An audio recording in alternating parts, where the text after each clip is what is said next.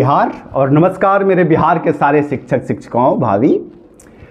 कल के बाद आप लोग के अंदर बहुत ज़्यादा सवाल आ गया है कि क्या होगा, अब कुछ होने वाला है कि नहीं होने वाला है। और मैंने आपको कल दिखाया था ये information and relationship department government of Bihar के जरिए जो किया गया था उसके बारे में। और अब जो है सरकार जो है एक बड़े निर्णय पर जाने वाली है, वो भी मैं आपको बताऊंगा। आपका आंदोलन बिल्कुल भी ख़राब नहीं हुआ है या फिर मतलब जाया नहीं गया है। बहुत सारी चीज़ें इसको निकल करके आई हैं, बहुत सारी चीज़ें एक बार फिर से ठीक होने वाली हैं। और इन सब के बारे में डिटेल आपसे बात करूं उससे पहले आपको मंत्री जी तो याद है ना, इतनी जल्दी अपने माननीय शिक्षा मंत्री को तो आप लोगों ने भूला नहीं होगा। तो ये भी एक चीज़ है जिसके ऊपर मैं बात करूंगा। ये जो है अपने शिक्षा मंत्री जी का, माननीय प्रोफेसर साहब का एक ट्वीट है, इस पर बात किए बिना मैं आगे नहीं बढ़ने वाला हूं। अगर आप लोग जल्दी में हैं तो थोड़ा वक्त निकाल के सुनिएगा, क्योंकि ऐसे तो बिहार का अपमान इतनी आसानी से भूला नहीं जा सकता है। तो इस पर भी बात करना जरूरी है ताकि आप भी एक सच्चाई से रूबरू हों कि बिहार की योग्यता पे सवाल उठाना इतना आसान नहीं है। जबकि आप नालंदा विश्वविद्यालय का इतिहास जानते होंगे। IAS PCS तो आज की बात है साहब, सदियों से हमारा दौर रहा है, बिहार का दौर रहा है। और बिहार की शिक्षा यूनिवर्सिटी जलती रही, पुस्तकालय महीनों जलते रहे, किताबों की आग नहीं बुझ रही थी। तो तमाम ये चीज़ भी है जिसके ऊपर बात करूंगा। और सरकार का क्या क्या डोमिसाइल को लेकर के क्या चीज़ हुई है और क्या क्या नीतियां बदलने वाली हैं, इसके ऊपर बात करेंगे।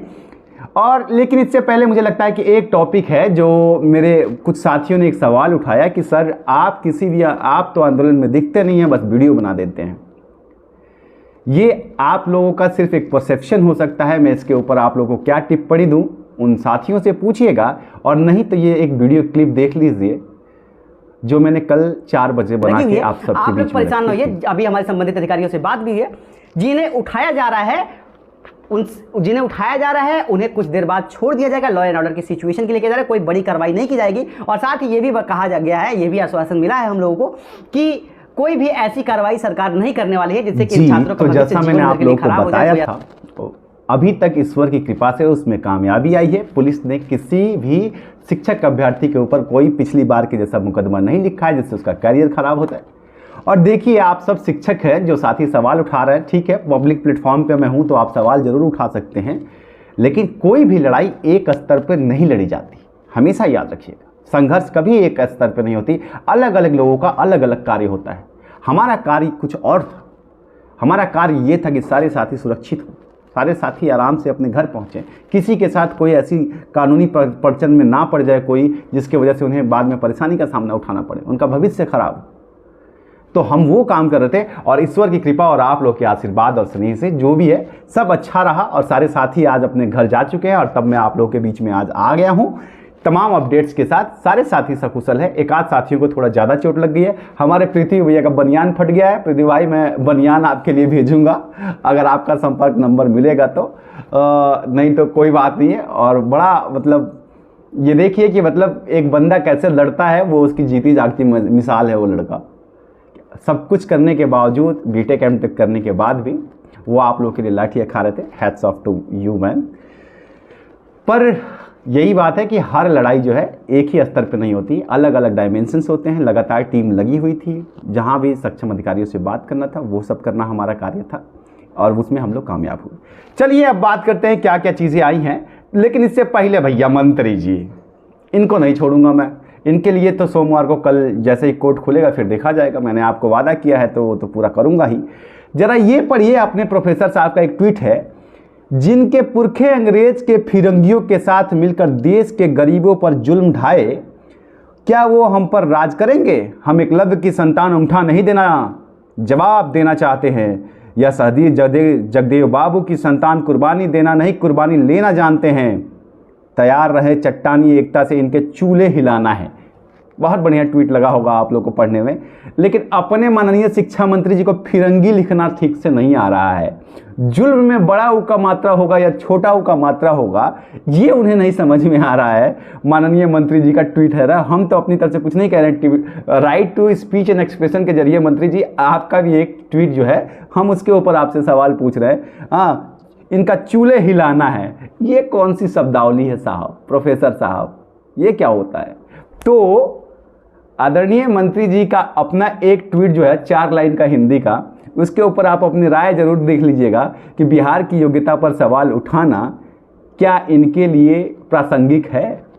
मैं ज़्यादा कुछ नहीं बोलूँगा इस पर, लेकिन आप अगर जब एक उंगली कहीं उठाते हैं ना तो 3 उंगलियां आपकी तरफ इशारा करती हैं। और आगे से बिहार की योग्यता पर सवाल उठाने से पहले ये ज़रूर सोच लीजिएगा कि 3 उंगलियां आपकी तरफ आएंगी, क्योंकि बिहार एक बहुत ही साम्राज्य राज्य है, बहुत ही ज्ञानशील रहा है, और इसलिए कभी इसका अपमान इस तरीके से ना किया जाए। जहाँ तक बात है तो आप 4 साल 5 साल से STET कराएंगे ही नहीं, उसके बाद कहिएगा योग्य शिक्षक नहीं मिल रहा है। आप एग्ज़ाम ठीक से कराइए, फिर देखिएगा। चलिए अब जरा बात कर लेते हैं दूसरे टॉपिक पे। अच्छा हाँ, अगर चैनल पे नए हैं या पुराने साथी आज तक सब्सक्राइब नहीं किए, सब्सक्राइब जरूर कीजिएगा, आप लोगों का समर्थन ही हौसला देता है। चलिए बात कर लेते हैं आप लोगों के कि क्या क्या चीज़ें हुई। जैसा कि मैंने कल आपको बताया कि ये जो है सरकार जो है डोमिसाइल के संबंध में कह रही है किसी भ्रम की स्थिति नहीं होनी चाहिए। आर्टिकल 14 और 16 का उल्लंघन का मुद्दा उठाया गया है उच्च न्यायालय में, और इसकी वजह से जो है हमको डोमिसाइल लागू करना अनिवार्य हो गया था। ये जो चीज़ें हैं सरकार ने कही थी, लेकिन अब जो है सरकार जो है एक बार फिर से इसको लेकर के एक बैठक करने वाली है, जो कि आप लोगों को मैं बताऊं कि जो कि इसी सोमवार को मतलब कल ही होने वाला है, जिसमें शिक्षा विभाग, मेरी जानकारी के हिसाब से, might I am be wrong, क्योंकि ये इसलिए बोल देता हूं कि भाई सरकार कहेगी कि हमारी बातों को क्यों आप जग जाहिर करते हैं।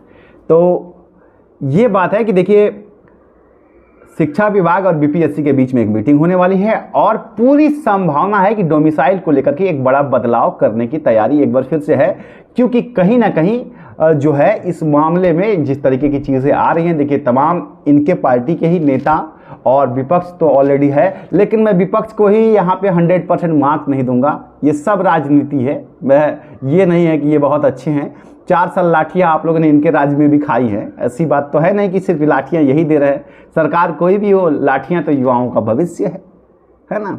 तो ये जो बात है आप देखिए कि नियमावली में एक और संशोधन आपको देखने को मिलने वाला है, और डोमिसाइल को लेकर के काफ़ी हद तक ये संभावना है कि सरकार जो है इसमें एक सवाल आप लोगों का बहुत तगड़े तरीके से आ रहा है। क्या ऑनरेबल, बार बार आप लोग भी मुझे कह रहे हैं कि आप उच्च न्यायालय में एक केस कर दीजिए इस बात को लेकर के कि डोमिसाइल लागू हो। देखिए साथियों, ये जो है और क्या मतलब ऐसा कोर्ट के जरिए हो सकता है। देखिए अगर आप लोग मेरे क्लाइंट होते, सिर्फ एक वकील का काम क्या है, आप कोई भी केस लेकर के आइएगा, हम कहेंगे बिल्कुल जिता देंगे, लाइए लाइए लाइए लाइए, लेकिन मेरा काम आप लोगों को लीगली तौर पे अवेयर भी करना है, आपको जानकारी देना भी है। देखिए इसमें सरकार ही कुछ कर सकती है, उच्च न्यायालय इसमें कुछ भी बहुत ज़्यादा हस्तक्षेप नहीं कर सकता है। देखिए सबका अपना अपना पावर है, न्यायपालिका का अलग है, विधायिका का अलग है, कार्यपालिका का अलग है। देखिए ये जो है ना एग्जाम्स कंडक्ट कराना, एग्जाम की योग्यता निर्धारित करना, उसमें क्या योग्यता होगी, किस लेवल पे एग्जाम होगा, ये राज्य का अपना अधिकार क्षेत्र होता है। और डोमिसाइल की नीति में देखिए ऑनरेबल हाई कोर्ट हटा सकता है डोमिसाइल, लेकिन जारी करने का आदेश बहुत कम चांस होता है, क्योंकि देखिए आर्टिकल 16 और आर्टिकल 14 ये बात सही है कि कहता है अवसर की समानता होनी चाहिए, देश का प्रत्येक नागरिक जो है, लेकिन अगर सरकार चाहे तो इसमें संशोधन करके, अपने तरफ से संशोधन करके 10% का फॉर्मूला लगा करके, क्योंकि सुप्रीम कोर्ट ने कहा था कि 10% आप दे सकते हैं, इसमें कोई वो नहीं है, तो 10% दे करके बाकी बिहार के लिए कर सकती है। तो ये सरकार के ही पक्ष की बात है, इसलिए इसमें न्यायालय बहुत कुछ नहीं कर सकता है, इसलिए मैं इस मामले में कोई केस नहीं कर सकता हूं, क्योंकि कोई फायदा नहीं है, मेरे ऊपर कॉस्ट लग जाएगा, कोर्ट मेरे पे पब्लिसिटी स्टंट का नाम देकर के कॉस्ट लगा देगी, हो सकता है बार काउंसिल में रिपोर्ट करना पड़ जाए, इसलिए इसमें कोई मामला कानूनी नहीं बनता है। लेकिन सरकार जो है वो इस मामले को लेकर के बहुत गंभीर है, क्योंकि असली खेल तो उनकी राजनीति से है। इस बिहार का दुर्भाग्य ये है कि यहाँ राजनीति ही बच्चों का भविष्य तय करती है, और यही प्रॉब्लम है कि भैया वोट तो इनको चाहिए, बिहार से ही वोट मिलेगा ना, बिहार वोट तो पूरे देश से मिलना नहीं है। तो जिस तरीके की वोट की राजनीति ये सरकार कर रही है, आप देखिए तमाम लोगों को समावेशित किया गया, सीटेट को भी समावेशित कर लिया गया, नियोजित को भी, मतलब जो भी आ रहा है सबको दिया जा रहा है। तो मैं कह रहा हूँ कि आयु सीमा में उच्च वर्ग वालों को भी, जनरल वालों को भी जगह दे दो भाई, आयु सीमा थोड़ा बढ़ा दो, जो 86-84 के हैं उनके लिए भी कर दो, ताकि उनको भी छूट मिल जाए, वो भी कर लें।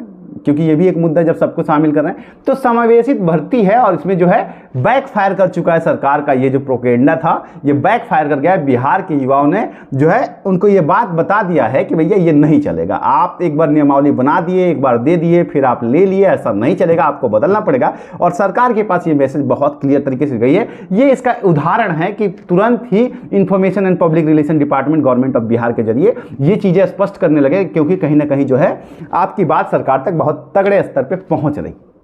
तो संशोधन की पूरी संभावना है, 2-3 दिन इंतजार कीजिए जहां से संशोधन हो जाए। हालांकि नियमावली को लेकर के बहुत संकट है, क्योंकि तमाम उच्च न्यायालय के केसेस जो हैं आपको पता है लगातार अब आने वाले हैं। 4 तारीख को एक बड़ी सुनवाई है, फिर उसके बाद एक सुनवाई है, फिर 6 तारीख को एक सुनवाई है।